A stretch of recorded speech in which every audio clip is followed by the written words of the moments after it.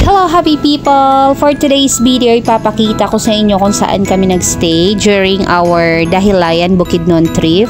And ang ganda dito kasi very accommodating yung may-ari at saka very safe din ang lugar. And marami ding mga turista na nagre-rent dito.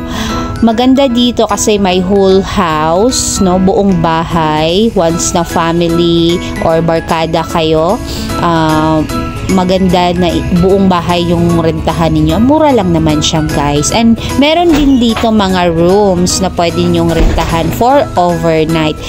And nakaganda lang once na buong bahay yung rentahan ninyo is pwede kayo makadala ng food, dito na kayo magluto. So nakasave talaga kayo.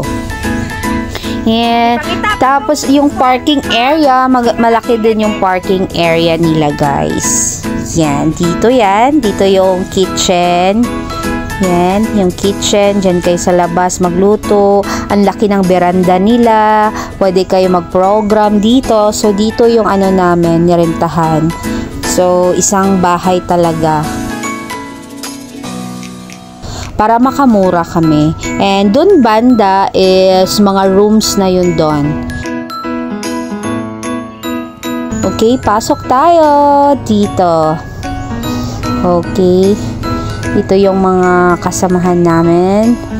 And pakita ko sa inyo yung room. Ganito lang siya ang room, guys. Ganito siya. Ayan. So, magkasya dito 16 people. Yeah, 16 people pwede na magkasya dito. At saka meron din kayong CR doon banda. So, very comfy talaga.